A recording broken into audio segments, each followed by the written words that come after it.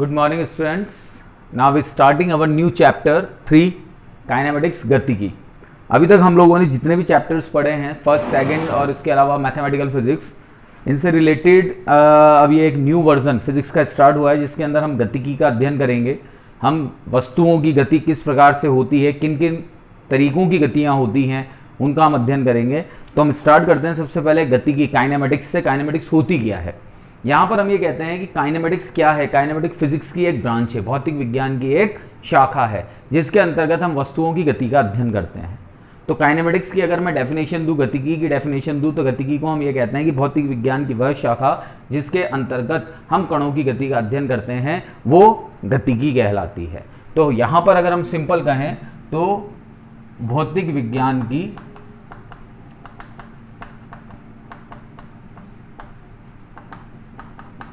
शाखा जिसके अंतर्गत हम क्या कर रहे हैं, कणों की गति का अध्ययन।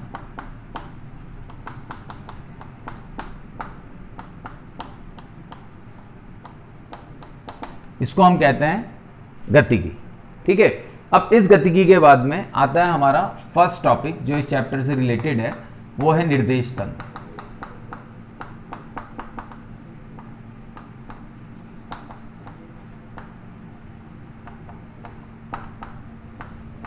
Frame of reference. निर्देश तंत्र होता क्या है? निर्देश तंत्र की अगर हम बात करें तो यहां पर हम ये कहते हैं कि कणों या फिर पिंडों की स्थितियों को व्यक्त करने हेतु हमें निर्देशांकों की आवश्यकता होती है। जैसे फॉर एग्जांपल अगर कोई चींटी एक तार पर चल रही है तो वो तार, जैसे सपोज दैट ये तार है, इस तार पर एक चींटी चल रही है, तो अगर वो तार पर चल रही है तो उसको रिप्रेजेंट करने के लिए, उसको उसकी स्थिति को बताने के लिए हमें एक पर्टिकुलर कोई निर्देशांक जरूरत पड़ेगी, कोऑर्डिनेट की जरूरत पड़ेगी। जैसे फॉर एग्जांपल अगर ये एक्स एक्सिस हम मानते हैं तो उस चींटी की स्थिति को बताने के लिए हमें एक्स कोऑर्डिनेट की जरूरत पड़ेगी। अगर इसे हम वाई मानते हैं तो इसके लिए वाई कोऑर्डिनेट की जरूरत पड़ेगी। तो कहने का मतलब ये हो गया कि कणों अथवा पिंडों की स्थितियों को व्यक्त करने के लिए हमें निर्देशांकों की आवश्यकता होती है और इस हेतु कार्तीय निर्देशांक पद्धति का उपयोग किया जाता है। तो यहाँ पर जो निर्देश तंत्र है, निर्देश तंत्र क्या है? निर्देश तंत्र निर्देशांकों से निर्मित तंत्र है जिसकी सहायता से हम किसी कण की स्थिति का अध्ययन कर सकते हैं। और कणों की स्थिति का अध्ययन करने के लिए जो निर्देश तंत्र हम काम में लेते हैं वो निर्देश तंत्र कहलाता है कार्तीय निर्देश तंत्र। इस कार्तीय निर्देश तंत्र के अंदर 3 अक्ष होते हैं, एक्स, वाई और जेड। यहां पर ये एक्स वाई जेड एक्सिस कैसे बनाए जाते हैं इसको हम एक बार देखते हैं।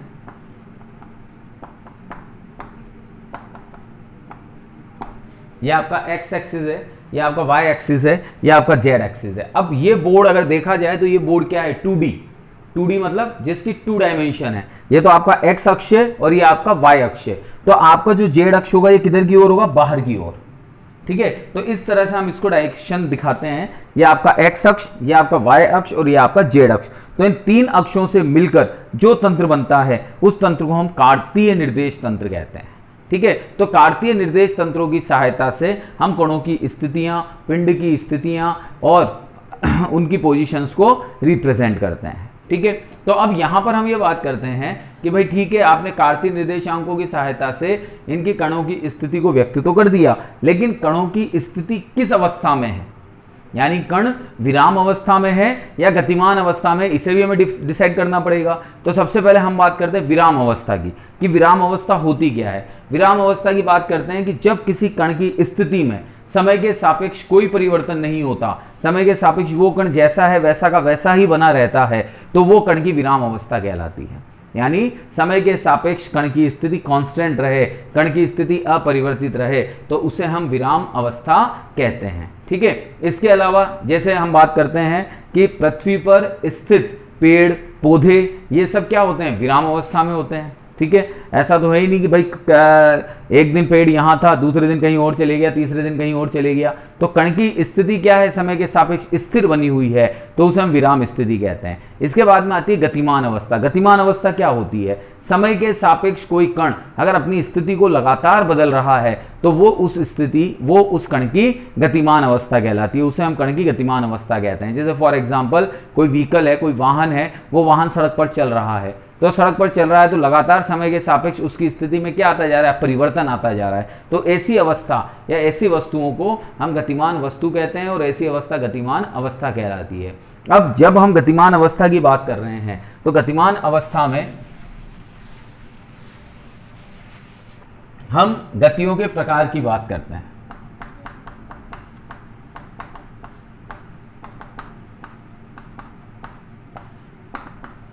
गतियों के प्रकार। अब जब वस्तु गतिमान अवस्था में है तो कैसे वो गति कर सकती है और किस किस अवस्था में वो गति कर सकती है, तो हम उसके प्रकार की बात करते हैं, जिसमें सबसे पहला प्रकार आता है आपका एक विमीय गति। इसको हम कहते हैं वन डायमेंशन मोशन। एक विमीय का मतलब एक दिशा में, यानी अगर वस्तु की स्थिति को व्यक्त करने के लिए आपको केवल एक निर्देशांक की आवश्यकता पड़ रही है, आप सिर्फ एक निर्देशांक का उपयोग कर रहे हैं, तो उस वस्तु की गति एक विमीय गति कहलाएगी। यानी वो वस्तु जब गति करेगी जिसके लिए आपको सिर्फ एक निर्देशांक की आवश्यकता पड़ रही है, तो उस वस्तु की गति को हम एक विमीय गति कहते हैं। ठीक है।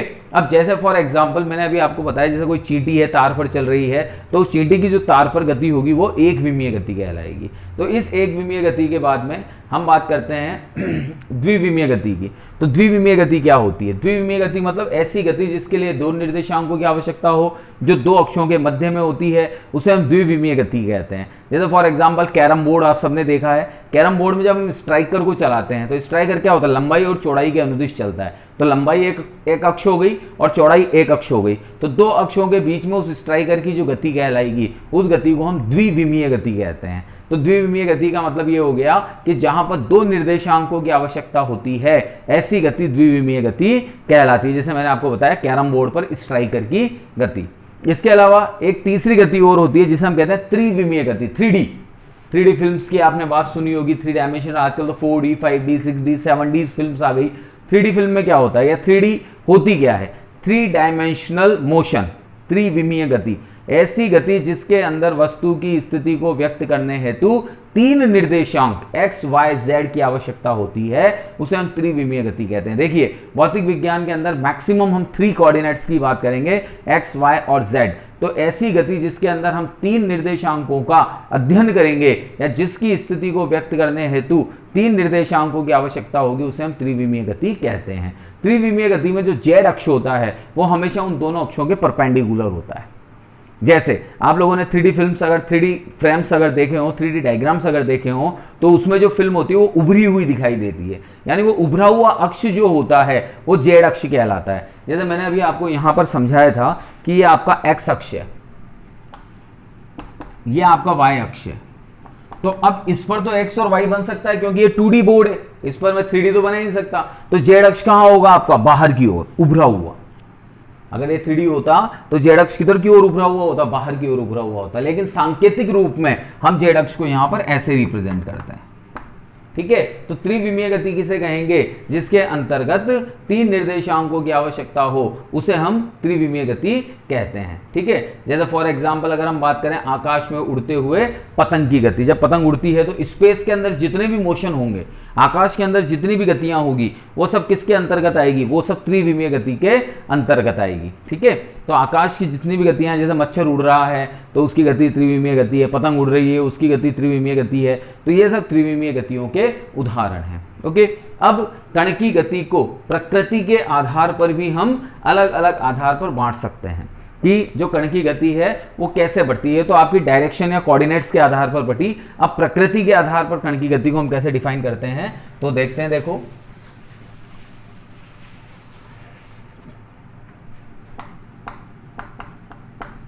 प्रकृति के आधार पर कण की गति, तो इसमें सबसे पहली गति आती है आपकी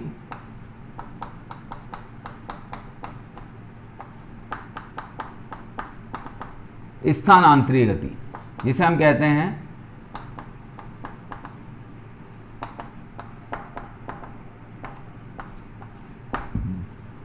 ट्रांसलेशनल मोशन। अब स्थानांतरीय गति होती क्या है?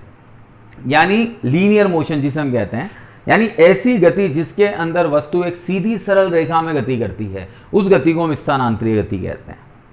जिसके अंदर वस्तु सीधी सरल रेखा में गति करती है, जिसमें स्थान परिवर्तन हो जाता है, उस गति को हम स्थानांतरीय गति कहते हैं। तो यहां पर हम ये कहते हैं कि जब कोई कण किसी निर्देश तंत्र के सापेक्ष एक स्थान से दूसरे स्थान पर स्थानांतरित होता है, तो इस प्रकार की गति को स्थानांतरीय गति कहते हैं।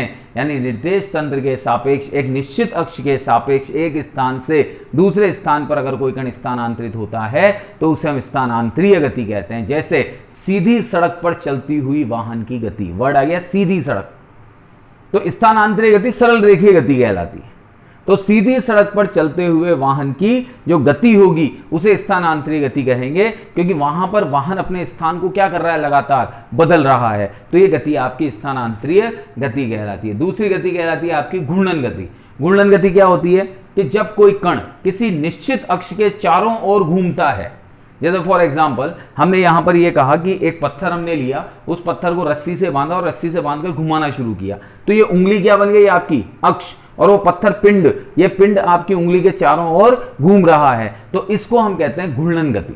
जैसे पृथ्वी का सूर्य के चारों ओर चक्कर लगाना, घूर्णन गति। चंद्रमा का पृथ्वी के चारों ओर चक्कर लगाना, घूर्णन गति। तो किसी कण विशेष का किसी अक्ष के सापेक्ष घूर्णन करना, किसी अक्ष के सापेक्ष घूमना घूर्णन गति कहलाती है। तो पहली तो हो गई स्थानांतरीय गति, दूसरी हो गई घूर्णन गति। तीसरी कहलाती है दोलन या फिर कंपन गति।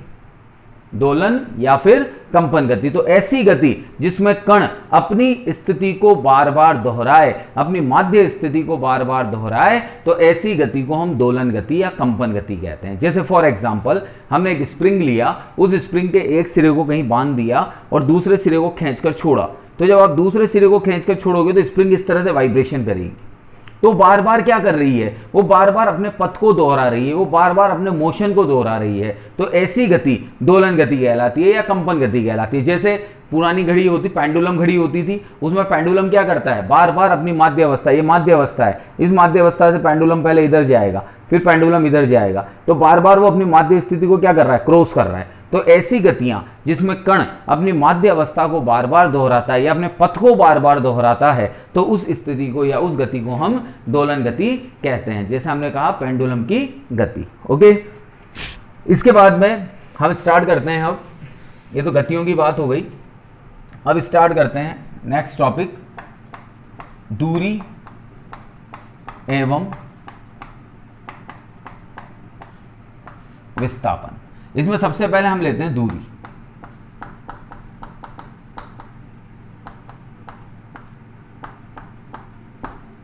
डिस्टेंस, दूरी क्या होती है?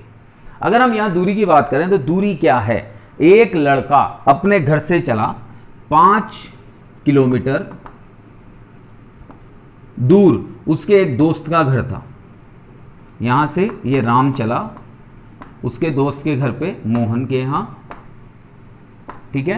फिर मोहन के यहां से वो श्याम के यहां गया जो 5 किलोमीटर दूर था। उसके बाद में वो स्कूल गया जो 3 किलोमीटर दूर था, और वहां से वो वापस अपने घर आ गया जो 2 किलोमीटर दूर था। क्या हुआ, पहले राम मोहन के यहां गया जो उसका घर 5 किलोमीटर दूर था, फिर मोहन के घर से श्याम के घर गया, वो 5 किलोमीटर दूर था। श्याम के घर से स्कूल गया, वो 3 किलोमीटर दूर था, और स्कूल से वापस अपने घर आ गया, वो 2 किलोमीटर दूर था। तो अब मैंने आपसे पूछा कि राम ने कुल कितनी दूरी तय की, तो आप क्या करेंगे, सीधा सीधा इन सबको जोड़ देंगे, 5 5 10, 5 5 5 10, 3 13 और 2 15। तो यानी राम के द्वारा तय की गई दूरी कितनी थी, 15 किलोमीटर। तो जब हम दूरी को डिफाइन करते हैं तो दूरी क्या होती है, तो दूरी को हम कहते हैं पथ की कुल लंबाई।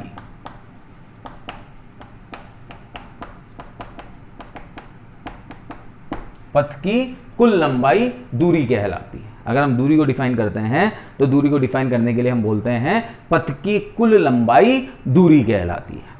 ठीक है, अब पथ की कुल लंबाई दूरी कहलाएगी, तो हमने कुल लंबाई ले ली है सारी की सारी, ये दूरी कहलाती है। अब दूरी के क्या गुण होते हैं, दूरी की कैरेक्टरिस्टिक्स क्या क्या होती हैं, तो देखिए सबसे पहली कैरेक्टरिस्टिक्स, यह सदैव धनात्मक होती है।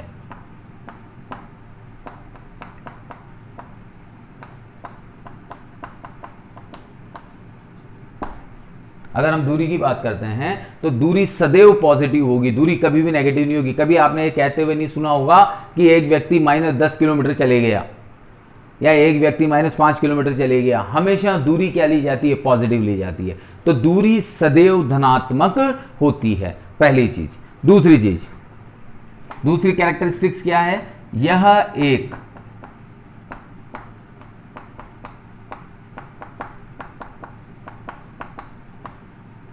अदिश राशि। दूरी क्या है? एक अदिश राशि, यानी जिसकी कोई दिशा नहीं होती। आपने भी एग्जाम्पल में देखा, राम मोहन गया, मोहन से श्याम गया, श्याम से स्कूल, स्कूल से घर, तो कोई निश्चित दिशा नहीं है। तो दूरी की कोई निश्चित दिशा नहीं होती, इसका मतलब यह एक अदिश राशि है। ठीक है, अब इसके मात्रक की बात करते हैं। इसका मात्रक मीटर होता है। दूरी का मात्रक क्या होता है? मीटर। ठीक है, अब विमीय सूत्र की बात करते हैं।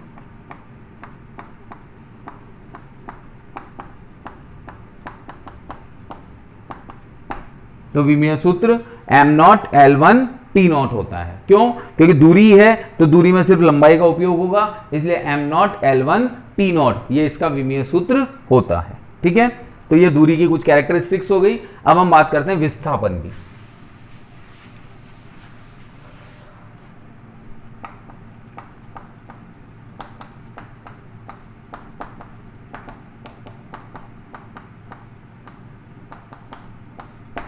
अब देखिए विस्थापन में क्या होता है। सबसे पहले हमने कहा राम गया मोहन के यहां 5 किलोमीटर डिस्टेंस कवर करके, फिर मोहन गया सोहन के यहां 5 किलोमीटर डिस्टेंस तय करके। ठीक है, तो अब यहां पर हमें यह बात करनी है कि विस्थापन कितना हुआ। यहां पर विस्थापन हमें निकालना है।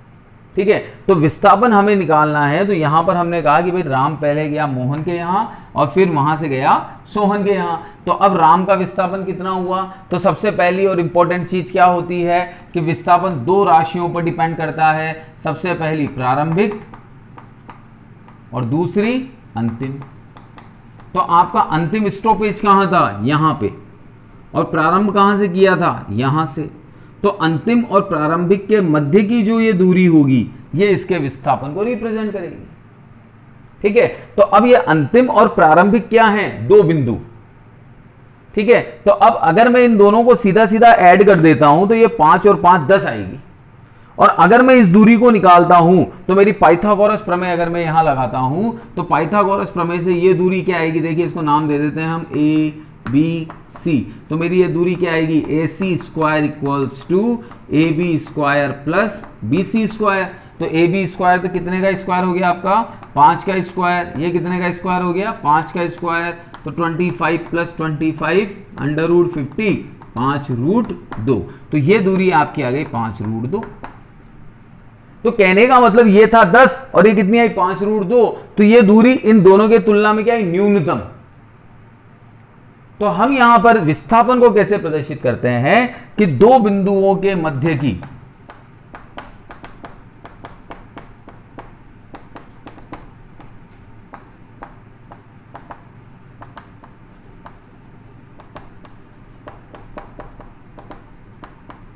सीधी न्यूनतम दूरी क्या कहलाती है? विस्थापन कहलाती है। दो बिंदुओं के मध्य की सीधी न्यूनतम दूरी विस्थापन कहलाती है। और अगर हम विस्थापन के फॉर्मूले की भी बात करते हैं तो विस्थापन होता क्या है?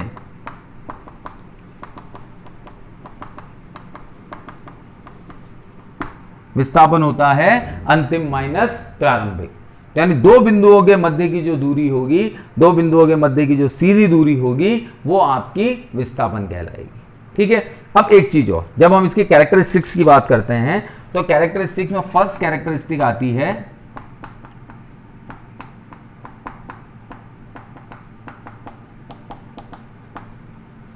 यह एक सदिश राशि है। यह क्यों कह रहा हूं मैं यह एक सदिश राशि है? क्योंकि हमेशा फाइनल से इनिशियल की ओर आएगी, इसकी डायरेक्शन फिक्स रहेगी, फाइनल माइनस इनिशियल।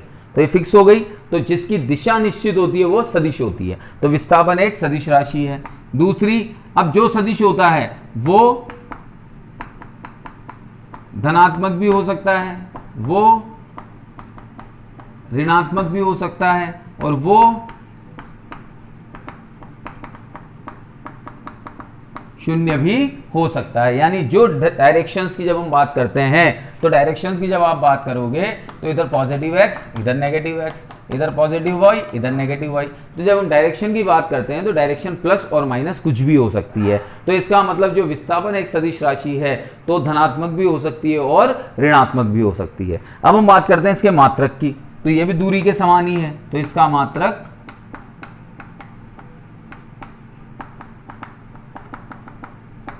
मीटर होता है। ठीक है, अब इसके विमीय सूत्र की बात करते हैं, तो विमीय सूत्र क्या होगा, m0 L1 T0, ये इसका विमीय सूत्र होता है। तो इस तरह से हम यहां पर दूरी और विस्थापन को डिफाइन करते हैं।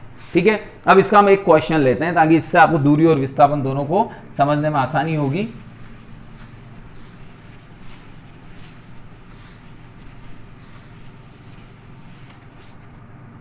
एक क्वेश्चन लेते हैं हम यहां पे, देखिए एक क्वेश्चन है, यदि एक वस्तु बिंदु P में 7 मीटर त्रिज्या के अर्धवृत्ताकार पथ पर चलकर ठीक विपरीत स्थिति में Q बिंदु पर पहुंचे तो वस्तु द्वारा तय की गई दूरी और विस्थापन ज्ञात करो। यह आपकी कोई वस्तु P है, ठीक है, ये 7 मीटर त्रिज्या के वृत्ताकार पथ पर चलती हुई किसी बिंदु Q पर पहुंचती है। ठीक है, तो आपसे ये पूछा गया है इसके अंदर कि आपको इसके द्वारा तय की गई दूरी और विस्थापन ज्ञात करना है। तो सबसे पहले हम दूरी की बात करते हैं। दूरी क्या है, दूरी अगर हम बात करें तो पूरे एक वृत्ताकार पथ की दूरी कितनी होती है, 2πr। इसने कितना तय किया, अर्धवृत्त, तो अपॉन 2, तो 2 से 2 कैंसिल, तो πr, पाई की वैल्यू कितनी 22/7, r कितना 7, तो दूरी तो कितनी हो गई 22 मीटर। अब अगर हम विस्थापन की बात करते हैं तो विस्थापन क्या होता है, अंतिम माइनस प्रारंभिक, that is q minus P. तो ये अगर r है तो ये भी r होगी, तो टोटल यहां से यहां तक डिस्टेंस कितनी होगी 2r, मतलब ये तो है 2r और ये है आपकी 0, ये तो इनिशियल पॉइंट है, और यहां तक आते आते डिस्टेंस कितनी हो गई 2r, तो 2r minus 0 that is 2r, तो 2 इंटू 7, विस्थापन कितना आ गया आपका 14 मीटर। तो इस तरह से हम दूरी और विस्थापन ज्ञात करेंगे। ठीक है, इसके बाद में एक क्वेश्चन और है, इस क्वेश्चन को भी हम देखते हैं। देखो क्वेश्चन कह रहा है, एक r त्रिज्या के वृत्ताकार पथ में कोई कण बिंदु A से गति करना प्रारंभ करता है। ठीक है, एक पूर्ण चक्र में दूरी और विस्थापन ज्ञात करो। अब एक पूर्ण चक्र में दूरी और विस्थापन ज्ञात करना है, एक कण है जो r त्रिज्या के वृत्ताकार पथ में गति कर रहा है। ठीक है, अब पूर्ण चक्र इसने कर लिया, दैट मीन्स कण अगर मान लो यहां से शुरू हुआ तो ये पूर्ण चक्र करता हुआ वापस यहीं आ गया, तो दूरी तो कितनी हो गई 2πr। विस्थापन क्या हुआ, अंतिम भी यही है प्रारंभिक भी यही है, तो विस्थापन कितना हो गया 0। भाई दोनों बिंदु एक ही जगह पर हैं तो दोनों का विस्थापन कितना हो गया 0, अंतिम और प्रारंभिक समान हो गए तो विस्थापन हो गया आपका 0। सेकंड आपसे पूछ रहा है अर्ध चक्र में दूरी और विस्थापन, तो अभी निकाला था मैंने अर्ध चक्र इससे पहले वाले क्वेश्चन में, तो अर्ध चक्र के लिए दूरी तो हो गई πr और विस्थापन हो गया इसके डायमीटर के बराबर, दैट इज 2r। इसके बाद तीसरा क्वेश्चन आपसे पूछा है, एक चौथाई चक्र में दूरी और विस्थापन। तो जब हम एक चौथाई चक्र में दूरी की बात करेंगे तो दूरी तो हो जाएगी 2πr/4, तो ये πr/4 हो गया। अब जब विस्थापन की हम बात करते हैं तो विस्थापन कैसे निकलेगा आप देखिएगा,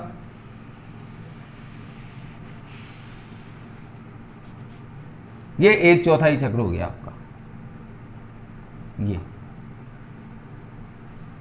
ठीक है, इस एक चौथाई चक्र में हमें विस्थापन देखना है। तो जब हम एक चौथाई चक्र में विस्थापन की हम बात करते हैं तो यहां पर हम ये देखते हैं सबसे पहले कि ये बिंदु आपका A, ये O, ये B, तो दो बिंदुओं के मध्य की न्यूनतम दूरी क्या हो गई, ये AB, सीधी न्यूनतम दूरी है ना, मैंने क्या बोला था, सीधी न्यूनतम दूरी। तो अब ये r है तो ये भी r होगा, तो A B square equals to क्या हो गया, O A square plus O B square, that is R square plus R square, that is 2r square. तो ए बी कितना हो गया आपका, √2r।